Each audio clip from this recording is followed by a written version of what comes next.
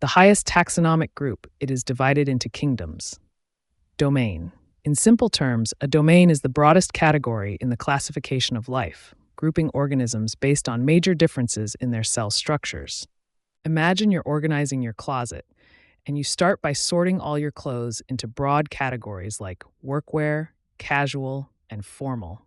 This process is similar to how scientists classify living organisms, starting with a broad category called a domain, which is then divided into more specific groups known as kingdoms.